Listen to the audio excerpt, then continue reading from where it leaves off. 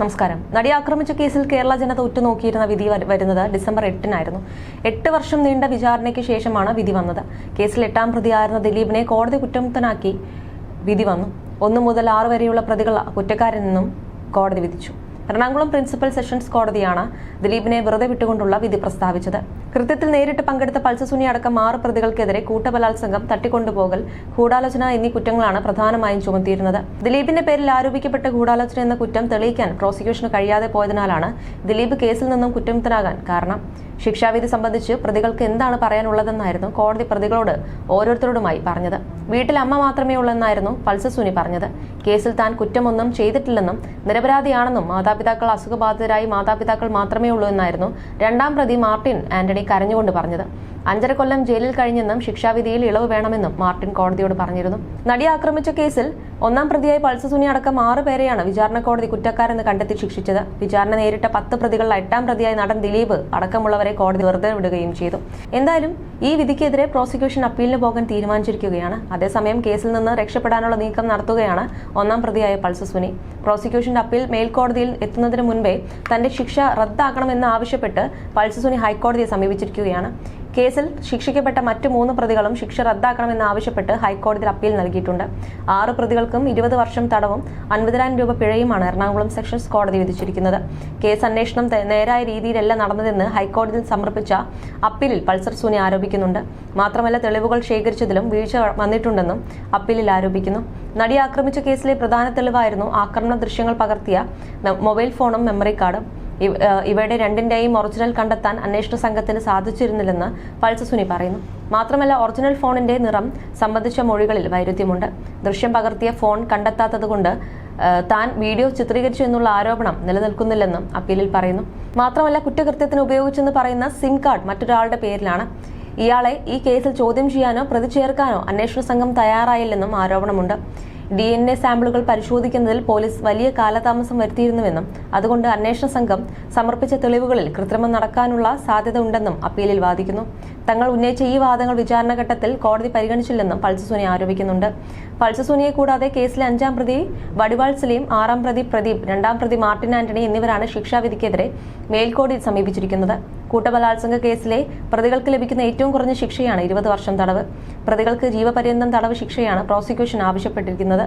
മാത്രമല്ല, 7 മുതൽ 10 വരെയുള്ള പ്രതികളെ വെറുതെ വിട്ട വിധിക്കും എതിരെയാണ് പ്രോസിക്യൂഷൻ അപ്പീൽ നൽകാൻ ഒരുങ്ങുന്നത്. അതേസമയം തന്നെ ശിക്ഷിച്ച വിചാരണ കോടതി നടപടി റദ്ദാക്കണമെന്നാവശ്യപ്പെട്ട് നടി ആക്രമിക്കപ്പെട്ട കേസിലെ 2ാം പ്രതി മാർട്ടിൻ ആന്റണിയും ഹൈക്കോടതി സമീപിച്ചിരുന്നു. തനിക്കെതിരെ ഗൂഢാലോചന കുറ്റം തെളിയിക്കാനായില്ലെന്നും തനിക്ക് അനുകൂലമായ തെളിവുകൾ കോടതി പരിഗണിച്ചിട്ടില്ലെന്നുമാണ് മാർട്ടിൻ അപ്പീലിൽ പറയുന്നത്.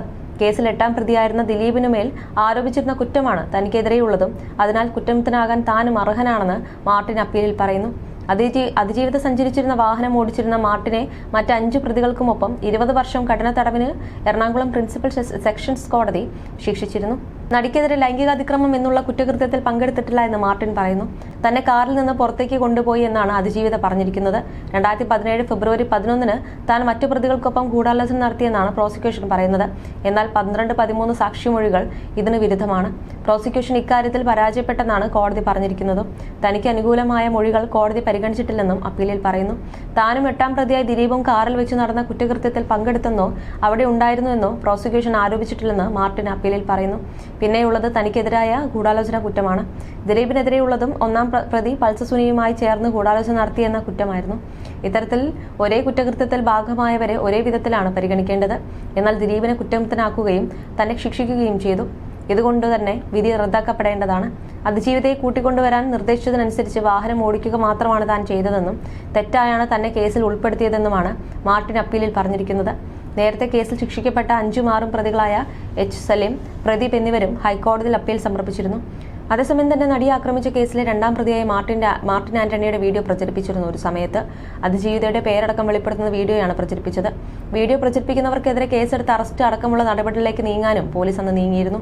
മാർട്ടിൻ ജാമ്യത്തിലിറങ്ങിയപ്പോൾ പുറത്തിറങ്ങിയ വീഡിയോയാണ് കേസിലെ വിധിക്ക് ശേഷം സമൂഹമാധ്യമങ്ങളിൽ നിറഞ്ഞിരുന്നത്. കോടതി തള്ളിയ വാദങ്ങളാണ് വീഡിയോയിലുള്ളത്. ഇതിനു പുറമെ അതിജീവിതയുടെ പേരടക്കം വീഡിയോയിൽ പരാമർശിക്കുന്നുമുണ്ടായിരുന്നു.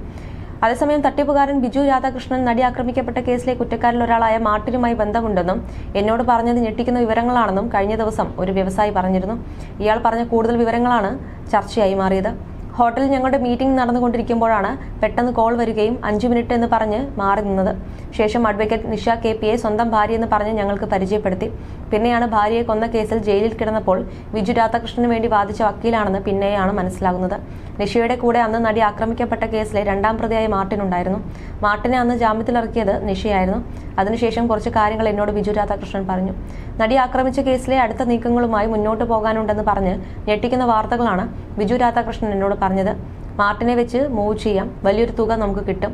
മാർട്ടിന്റെ ഭാഗത്ത് ഞെട്ടിക്കുന്ന കുറെ വിവരങ്ങളുണ്ടെന്ന് വിജു രാധാകൃഷ്ണൻ പറഞ്ഞിരുന്നു. ദിലീപിന്റെ അനിയനെ പോയി കാണണം, എന്റെ കാറിൽ വേണം പോകാൻ, കുമരകത്ത് റിസോർട്ട് അറേഞ്ച് ചെയ്തിട്ടുണ്ട്, മാർട്ടിന് ഒരു എമൗണ്ട് കൊടുക്കണം, കൂടുതൽ വിവരങ്ങളിലേക്ക് പോകാൻ പറ്റില്ല. ഞെട്ടിക്കുന്ന വാർത്തകൾ തന്റെ കയ്യിലുണ്ടെന്നും ഈ വ്യവസായി പറഞ്ഞു.